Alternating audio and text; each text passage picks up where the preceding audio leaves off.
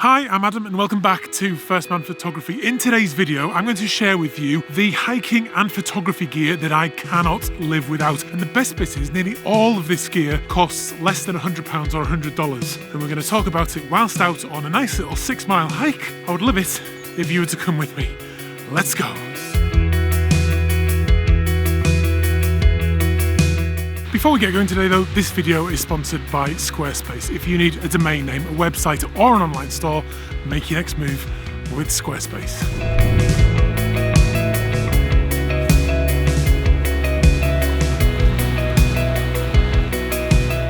Right, I'm going to set this first one up by telling you a little story. Now, for those of you that have watched the channel for a long time, you will know that my surname is Karnacz, and that is Polish, and I have Polish roots. My grandfather was Polish, but one thing you need to know about Polish people is that they are exceptionally hardworking, like unbelievable. Most hardworking people in the world, I think. And my grandfather was a good example of that. He fought for the Allies in the Second World War at Monte Cassino, one of the most terrible battles of the entire war, and he survived that, and then he was invited to come to the UK, and he went straight down the mine to start smashing at the coalface. Hard-working and unbelievably tough. And you do still see that in a lot of Polish people, and no more so than Polish builders. Unbelievably skilled builders, hard-working, and you see them out at all times, all weathers, all temperatures, and they never seem to care, even though they just look like they're wearing a hoodie.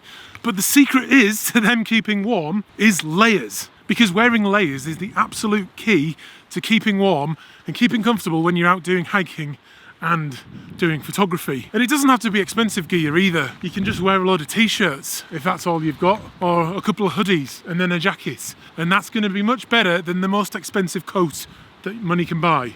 Now, I have spent a little bit of money on my clothing, and I think probably the most important layer of all is the base layer.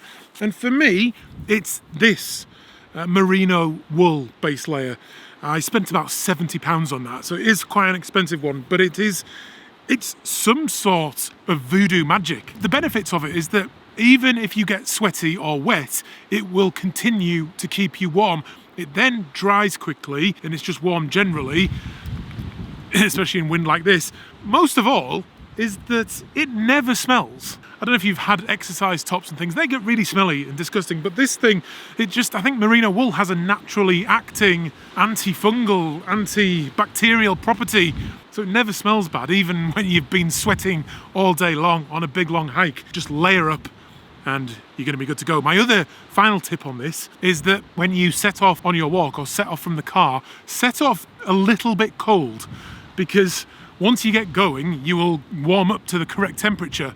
Whereas if you get your temperature right at the car, by the time you start walking for a bit, you're going to get hot and already have to stop and take off a layer. So yeah, layers, that is gear item number one.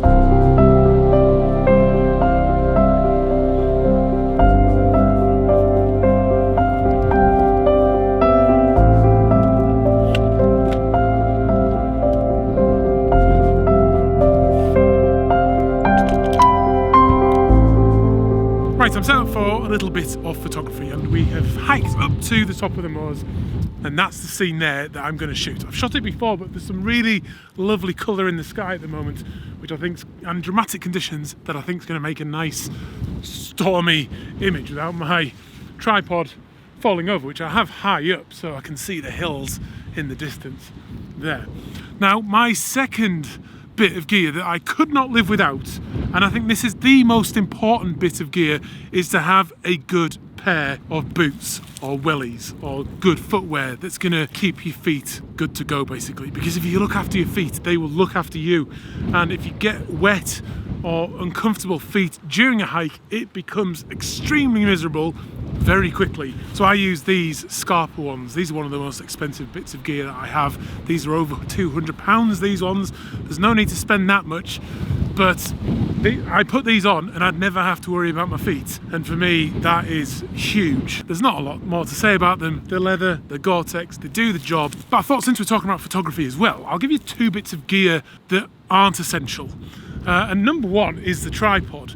I do use the tripod a lot in my landscape photography, but it's absolutely not necessary. And it's not going to be necessary for this picture really, because I'm at ISO 400 and 1/125th of a second, because it's very windy and I want to freeze the motion in the tree there.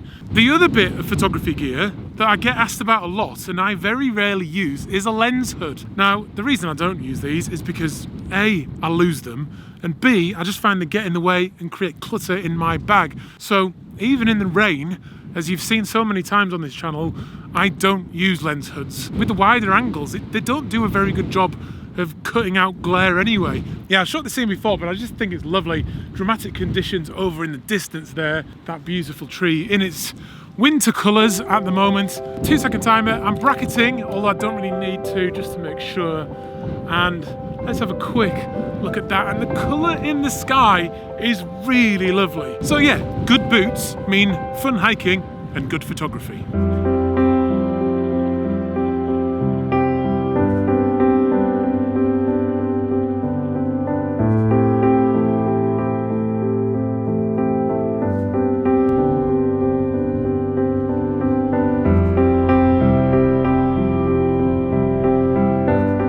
Come down off the top now and I'm going back into the woods. The light is absolutely glorious out there, just beautiful, but the wind is pretty brutal. Now for the next piece of gear, it's one of the things I get asked about the most, and it's the last piece of clothing on today's list, is these gloves. Now these are low alpine and they are not expensive. My mother-in-law bought them for me and my brother-in-law, who is an ex-naval submariner. He's also now a member of the mountain rescue team, and we both agree that these are the best gloves we've ever had. And they are absolutely perfect for photography because you can have full dexterity with getting your thumb out the little hole there and your fingers pop out there, with the mitten to then put back over to keep you warm. They are made of fleece and they have the grippy bit on the palm there, and they're warm, they're windproof. Yeah, they're just great and really cheap. They're not waterproof and they do get wet, but they keep you dry enough in mild conditions. But in last week's video, they did get completely saturated, so I had to swap them out for the bigger, thicker Gore-Tex ones, but then you lose dexterity. Oh my goodness, this light is just beautiful. And after a couple of storms have blown through the UK, it's really nice to have your face bathed in the sun again. Just fantastic. Right, into the woods with a nice bit of shelter, and then we'll move on to the next one.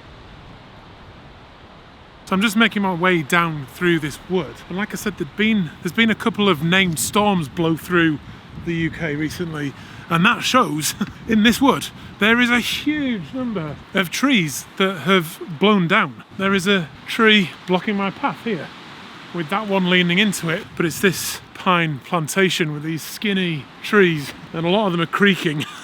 It's a little bit disconcerting as the wind comes through. Yeah, interesting, I think. Just look at them all. It's unbelievable.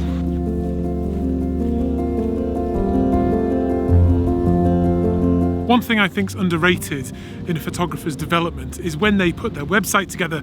It was a huge moment for me when I first set my website up. I wish that back then I had known about today's sponsor, who is Squarespace, because when I eventually discovered Squarespace, I realised just how easy it is to make a website. And in my opinion, it's the best place for photographers to build their own website. You just start off with one of their templates, and you just type in what your website is going to be for, and they come up with some suggestions for you, and then you choose one, put some of your images on there, a little bit of your text, and before you know it, you will have a unique and beautiful looking website.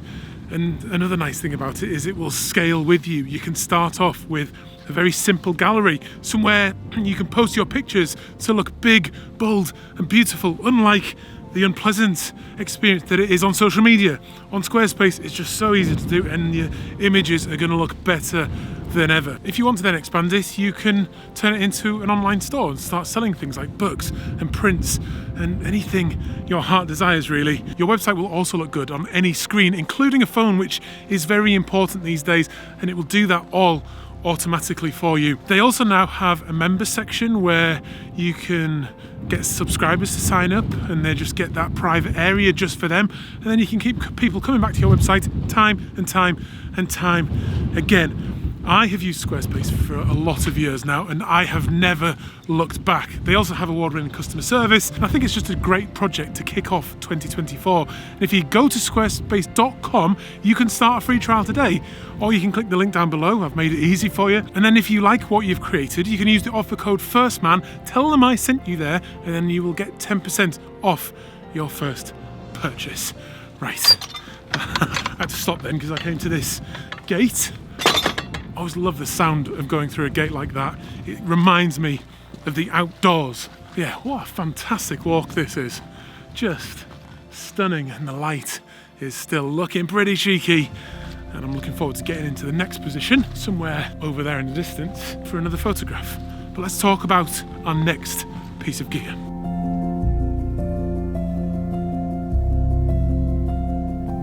So obviously when you're out hiking, it's important to be able to navigate around, particularly if you go up into the mountains and the higher areas. Even if you know that place quite well, when the weather closes in, you can get turned around really easily. And if it's cold, you can get into trouble pretty quickly. So it's important to have some sort of map, I think. I used to carry paper maps, but I actually don't anymore. I do now solely rely on the Ordnance Survey app on my phone.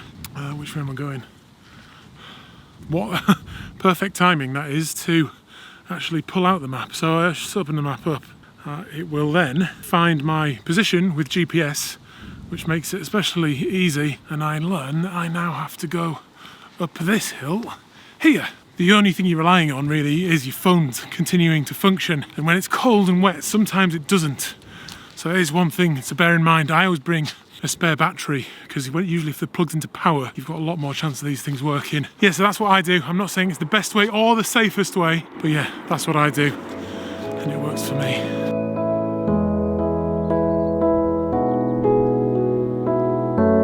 Now, when you're out on adventures doing photography and hiking, it's important to take some refreshments, and this is a particularly beautiful spot to do that. In the last 6 months, I have become obsessed with Yeti products, particularly their drink ware in terms of cups and bottles. And they are not the cheapest bottles in the world, but I have become the sort of person that only likes to buy stuff if I know it's going to last for a very long time and be very useful. And these things are built like tanks. But the yellow one is a litre bottle that has my water in it. The white one has my tea in it with the hot drink cap. And then I pour it into this really cute little cup, which I also use for my espressos at home. And it keeps the tea really nice and beautiful and hot. If you've watched this channel for a long time, you'll know I'm a fan of using a burner out in the field, but that's not an essential. That is a luxury, I think, if you have lots of time. But having a flask with a hot drink, I think, is essential, especially on a day like today in the middle of winter. Such a satisfying noise, isn't it? Oh, so good. That hot drink really gives you a pickup, doesn't it? Ah, so nice. Food-wise, I always carry one of these. I like these because you can eat them hot or cold. They're ready to eat straight out the packet. They don't need hydrating or anything like that. And they taste all right, to be honest. And on this video here, I got caught and had to walk about 10 miles in the rain, and a couple of these that I had in my bag kept me going. And I was very, very grateful for them that day. But they last for years. They're like military rations, basically. And I always have a couple of them in my bag for emergencies. But I am not having an emergency today, so I don't think I'm going to eat this one. But the tea. Ah, the tea.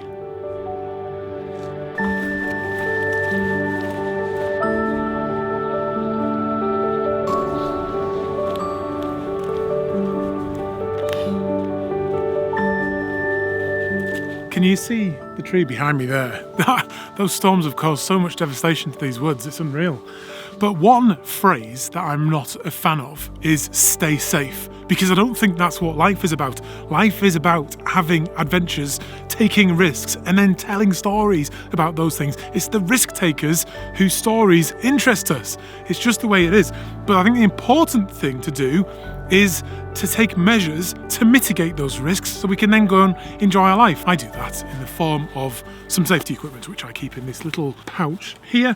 And the first one is a water filter. Now, I think you don't want to run out of water, do you? And I just always carry this with me because you can put this end straight into the water, give it a squeeze, and the water comes out of there. Now, this claims that you can take it out of sort of dirty standing water, but I wouldn't do that if I didn't have to.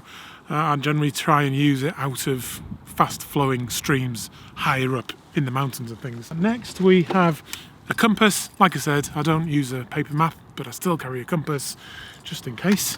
I have a whistle if I get into trouble. My bag also has a whistle on it, but I carry one in here as well. Spare laces. I think that is a really good tip. Take spare laces for your boots, because not only will you be able to lace up your boot again if a lace snaps, which does happen, but you also have some string or a rope type material if you were to need that to make a tourniquet or something like that if you got into trouble. I then also have a knife. This is quite a nice knife there. Camping, hunting type knife for emergencies. That one is made by Gerber, if you can see that. I then have this thing, which is pretty cool. This is an arc lighter, and you just turn it on and then press that. Can you see that?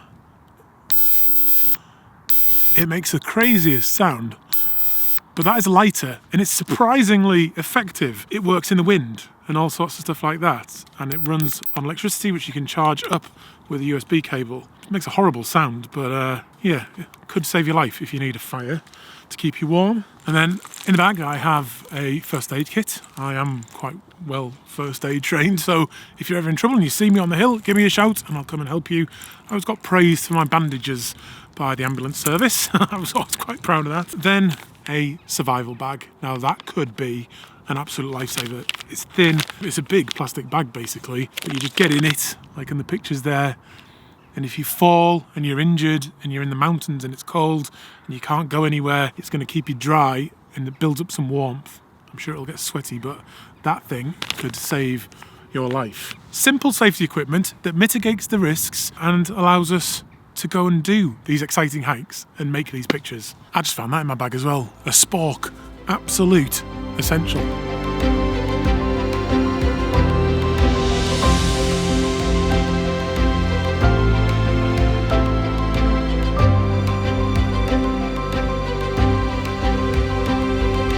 I'm set up for my final shot of the day, and the reason we're talking about this gear, the reason we carry all this gear around with us, is to experience moments like this. I've had a fantastic walk today and I'm rewarded with this absolutely stunning scene, that warm light coming through the clouds, coming through the haze and creating a beautiful photographic opportunity. It's so exciting after putting all that effort in, getting all that exercise, building that well-being, building the creativity as the day goes on, and I'm now surrounded with a beautiful amount of colour as the reward. Just look at that light. Look at those rays coming through the clouds there. Just stunning.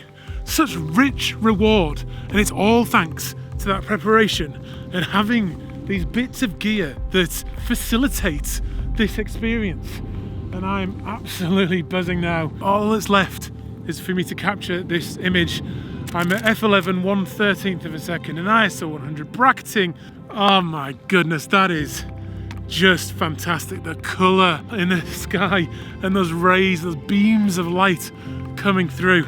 Such a great feeling. For me, this is what hiking and photography is all about. There is no better way to experience either. So I'll show you that image in just a second, but please do subscribe to the channel and give the video a like and leave a comment and let me know what your essential piece of gear is, because I might have missed something, or there might be something that you use that's really going to benefit me as well. I hope you enjoyed this. I've had an amazing time, and I'll see you on another one very, very soon. Bye.